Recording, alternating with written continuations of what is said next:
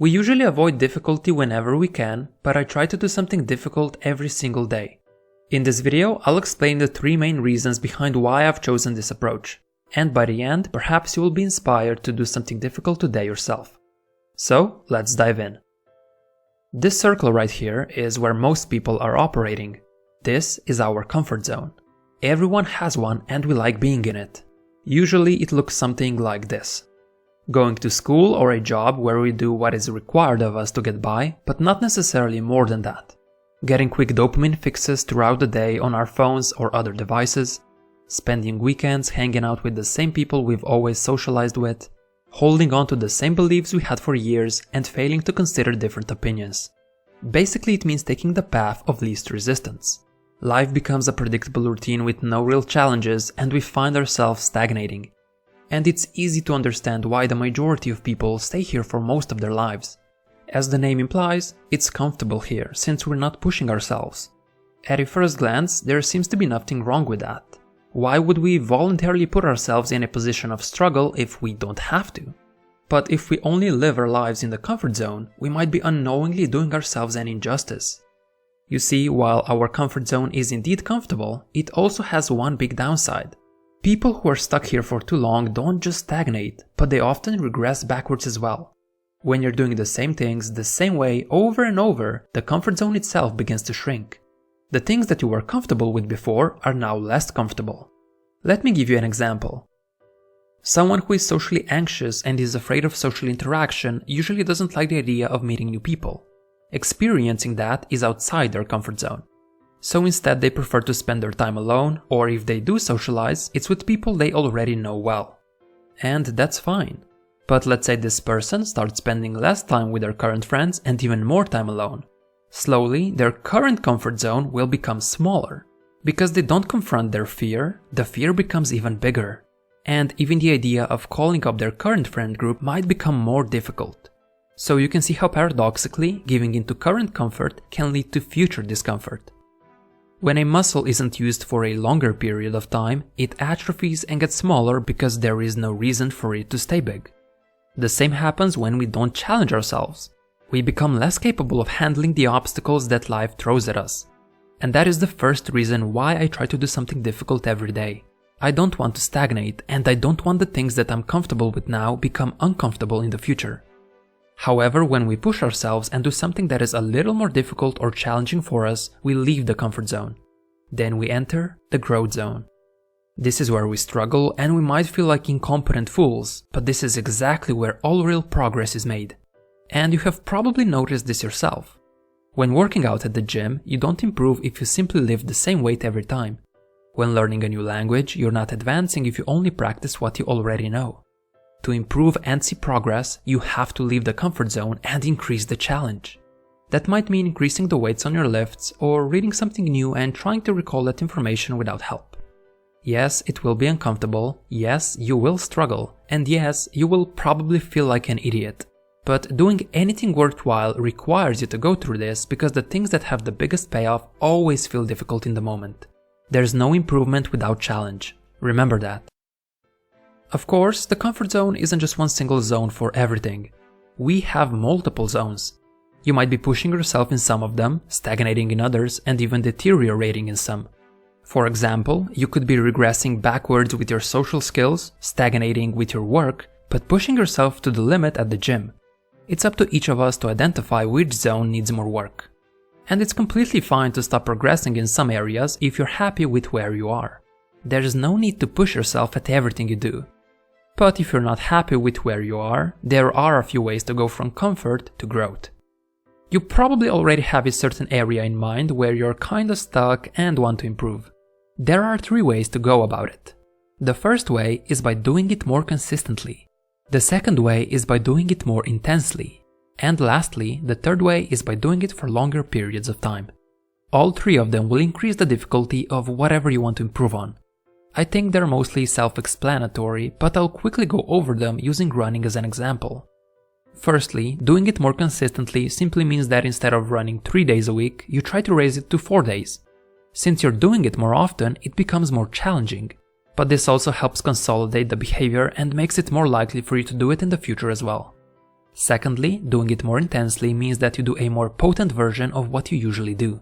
This might mean trying something new, like running sprints or running up a hill. Basically, instead of running at 60% of your capacity, you bump it to 90%. This also adds variety and actually makes the activity more fun because you're not doing the same thing every single time. Thirdly, doing it for longer periods simply means spending more time on it whenever you decide to do it. So if you usually go for a 20-minute run, you now try to do it for 30 minutes instead. Basically, you push yourself and persevere through it just a little longer than you normally do. Simple as that. And all of this can be applied to pretty much any activity. Learning a new language? Do it daily, maybe even multiple times a day if possible, increase the time you spend learning by 15 minutes, and use active recall along with spaced repetition to remember more. Trying to improve your social skills? Consistently put yourself into environments where social situations might occur, try saying an extra sentence each time you find yourself in one, and be the one who invites people out. All of those three methods are a good way to move from comfort towards growth, but depending on the area you're working on, some of them are more useful. For example, if you're trying to learn an instrument, you will find that it's actually better to play every day for 10 minutes than it is to play once a week for one intense hour. Also, you shouldn't necessarily use all three methods at the same time, or it might be too much too fast. Instead, you want to pick one, and once you're ready, expand from there. But more on that later. Now, as I mentioned, most of the gains in life come from short-term discomfort. With that being said, if something is difficult, it doesn't automatically mean it's good. Breaking your leg might be uncomfortable, but I don't know of any positive results that might have in the long term. The area you want to be uncomfortable in has to have some sort of a long-term benefit. Studying something, for example, makes you feel stupid in the moment, but because you absorb new concepts, you get smarter over time. Eating healthily and resisting sugar might be difficult, but it is what allows you to get in and stay in good physical condition. Saving money instead of splurging on a new pair of shoes might be hard, but if invested properly and given enough time, it will make you wealthier. So these types of areas are where you should actually push yourself. The ones with short-term pain, but long-term gain. And that is the second reason why I try to do something difficult every day. Even though it might feel uncomfortable in the moment, I know that my behavior will pay off in the future. And only by entering the growth zone and pushing myself am I able to reap those positive long-term benefits.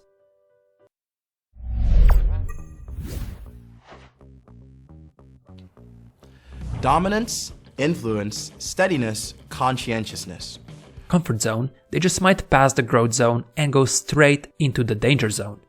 This is why we feel uncomfortable in the first place. There is such a thing as pushing yourself too far. After all, if you exercise too much, you might suffer an injury.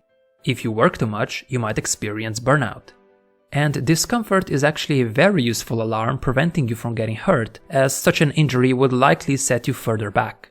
So it makes perfect sense why most people stay in their comfort zones. They want to avoid the danger zone at all costs. But unfortunately, a lot of people, when they're looking to make a positive change in their life, go straight into the danger zone. One of my friends is like this.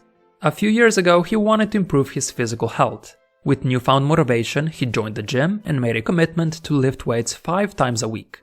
He also vowed to start a strict diet where he would reduce his caloric intake and cut out all sugar. But within 1 month, he was back to routinely sitting on the couch, watching Netflix and stuffing himself with cookies. Like most people, he took on too much too quickly. And this is a very common occurrence when trying to leave the comfort zone. However, failing to stick to a plan isn't even the worst part. The bigger issue people now have is that because they fail at keeping up with their high expectations, they also feed their belief that it's entirely impossible for them to change and grow. Because of that, they don't even bother trying to improve themselves in the future. In their mind, they are failures who shouldn't try again.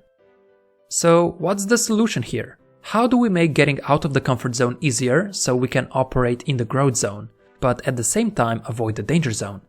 Positive change requires moving beyond our comfort zone, yes. However, nowhere does it say all has to be done at once. A far more effective method is to go about it gradually in small and manageable increments. After all, if someone has been completely sedentary and wants to begin exercising, it doesn't make sense to start doing intense weightlifting for 2 hours 5 times a week. Their odds of success are far higher if they just begin with something they're actually capable of doing. like having a light gym session 3 times a week for 45 minutes. And only once they're able to maintain that, push further. Remember, if you aren't able to commit to a small change, how can you expect to commit to a big one? Just something to think about.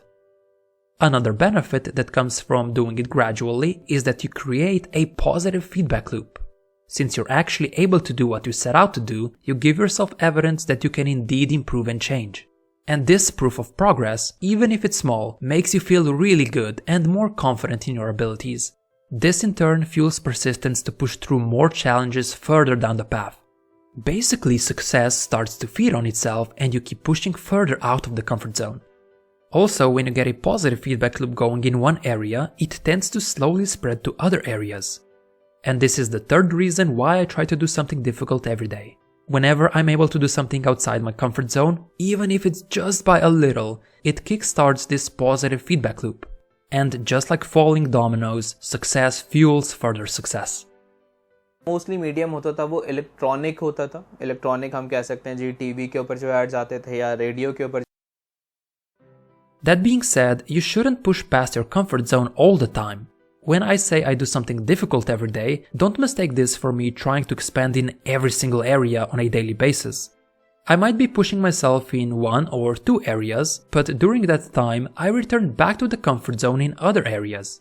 This allows me to maintain my current zone, but also get sufficient rest and recovery. Without rest, I would probably burn out.